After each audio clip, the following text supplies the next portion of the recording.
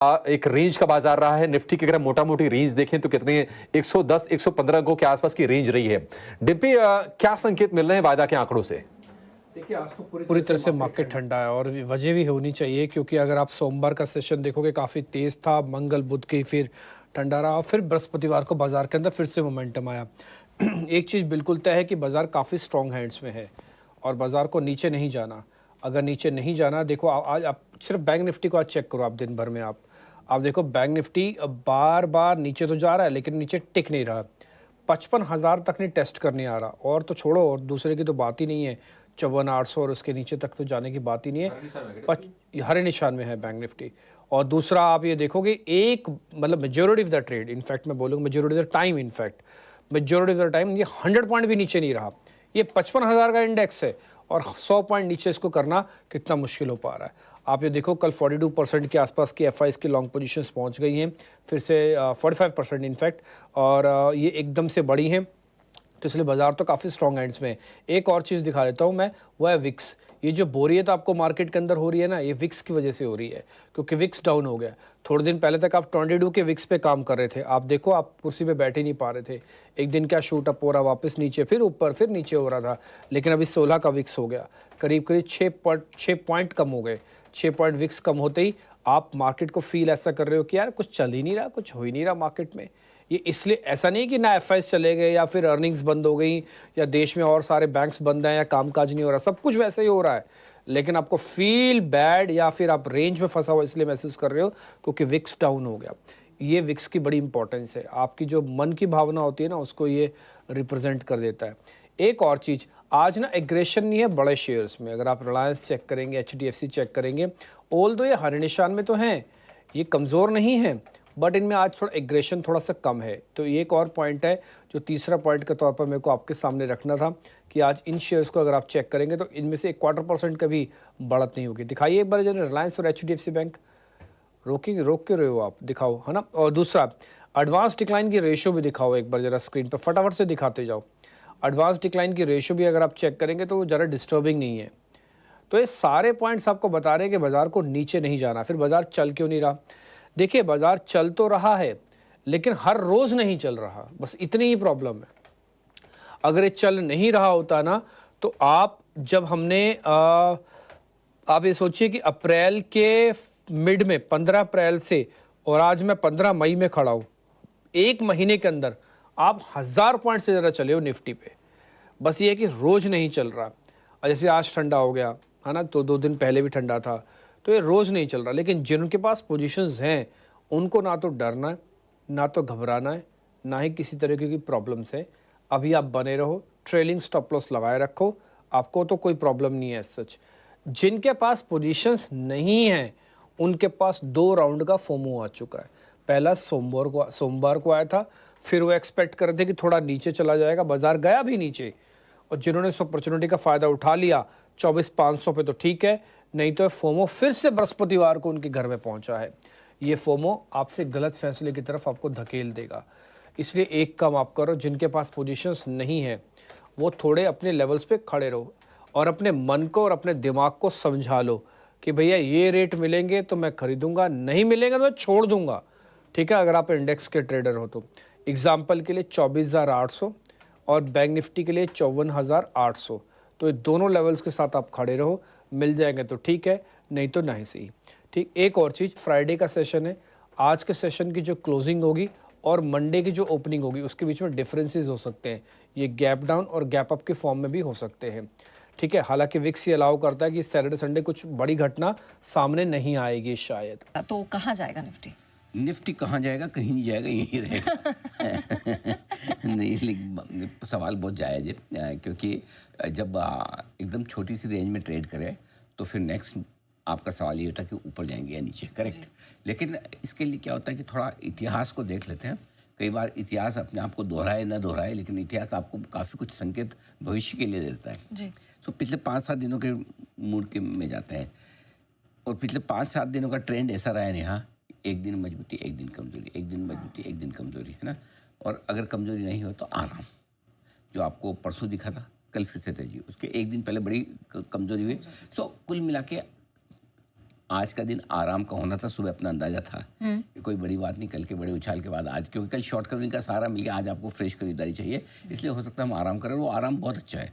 आपको अगर बड़ी दौड़ लगानी है तो बीच बीच में ब्रेक ले लें तो बहुत अच्छा है। तो ट्रेंड के मुताबिक आज बाजार में आराम है।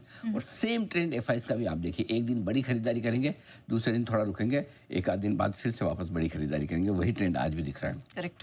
तो आज चुनिंदा खरीदारी है। अब रहा सवाल बाजार के मूड माहौल का, तो कहाँ अभी भी कोई ऐसा लार्ज कैप्स में कोई कमजोरी की संख्या, 25,000 की निफ्टी में 50 पॉइंट कम होना कौन सी बड़ी बात होगी? Correct, it is nothing. Sensex 150-200 point घटना कोई बहुत बड़ी बात है ही नहीं। बैंक निफ्टी तो ये लो जी हरे निशान में भी आ रहा है। ठीक है, तो इसलिए दिग्गजों में भी अभी तक कोई ऐसी कमजोरी का संकेत नहीं है। एक ऐसा अभी तक एक भी लेवल ऐसा नहीं तोड़ा जिससे ये कहें कि लार्ज कैप थोड़े वीक हो रहे हैं। पहली बात, छोटे शेयर तो इतने जबरदस्त हैं, तो ब्रॉडर मार्केट का मूड माहौल तो आज सुबह से देखो आपको लॉन्ग कॉल मिलेंगे, शॉर्ट कॉल मिलेंगे नहीं, क्योंकि इतने लॉन्ग कॉल बन रहे हैं, इतने चार्ट्स पे ब्रेकआउट आ रहे हैं। ऐसे में अपने को क्या करना है? बाय ऑन डिप्स खरीदारी करनी है, गिरावट में वही स्ट्रेटजी के साथ अपने आगे बढ़ेंगे। ठीक है, कहाँ करनी है? निफ्टी में 24,850, 24,950 जो आज का लो है, ये बढ़िया सपोर्ट जोन है। इस सपोर्ट जोन में आराम से 2 टुकड़े में खरीदारी चाहिए। बैंक निफ्टी का सपोर्ट जोन 55,000, 55,175, लेकिन यहाँ पर एक ही टुकड़े में खरीदारी कीजिए। ऊपर कितना जा सकते हैं?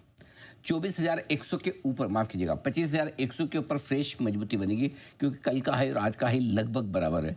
तो ये बिल्कुल जो वजह कि आपने कहा कि भाई लार्ज कैप्स चल रहे हैं, बढ़िया तेजी है, तो हमेशा क्या होता है जब भी भारी भयंकर मंदी थी 22,000, 22,500, तब आप किसी को भी पूछो, एक फंड में जो बता जो बोलता कि मैं मिड कैप लूंगा, स्मॉल कैप लूंगा, सब क्या लार्ज कैप लेंगे, लार्ज कैप लेंगे। वो होता भी है, क्योंकि जब मार्केट घटता है और वापस बढ़ना शुरू करता है, सबसे पहले आपको बड़े शेयर खरीदने हैं, क्योंकि उस वक्त उनमें रिस्क कम होती है, है ना? बढ़े वाली कम, लेकिन जब बड़े शेयर एक लेवल तक चलकर आ जाते हैं और उस समय आप छोटे शेयरों को नेग्लेक्ट करते हैं कि नहीं अभी इनको नहीं लेंगे, बाद में लेंगे।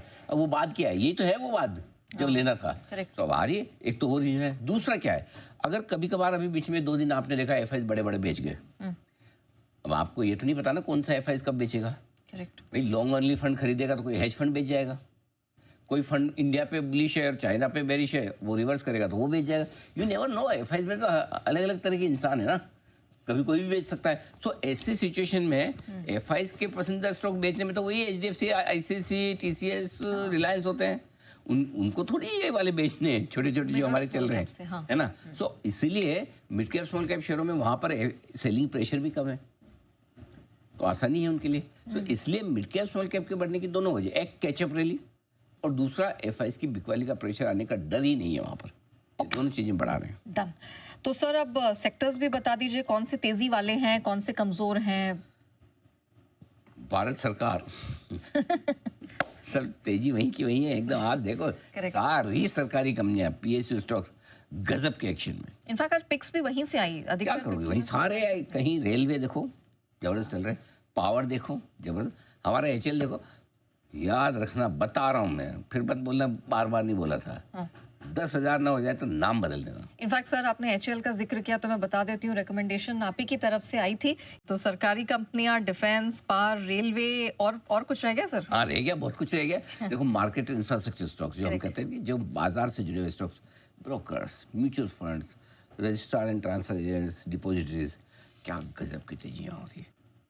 जो जो लोग मैदान छोड़ के भागे हैं ना, वापस लौटने का टाइम आ गया है। ये वो मार्केट है, वापस आपको पैसा देने के लिए आमंत्रित कर रहा है। अब नो डाउट सारे नहीं आएंगे, किसी किसी को जरूर से ज़्यादा मार पड़ी है। वो को बहुत सारे लोगों ने वो हाथ में गंगा जल भी लिया होगा, कोई बहुत सारे लोग महाकुंभ में भी गए तो डुबकी लगे हुए। आज के बाद कभी नहीं करूँगा मार्केट, उन लोगों को छोड़ दो। सबका अपना अपना लेवल का दुख दर्द होता है। तो अगर आपको उस लेवल का दर्द है कि आपने डुबकी लगा के ही बोलते कि अब मैं नहीं होगा, तो आना भी नहीं चाहिए। देखो हाथ में आपने संगम का पानी लिया है, बाकी आ जाओ भाई। ये बाजार कह रहा है हम पैसा बना के आपको देना चाहते हैं। क्या करना है?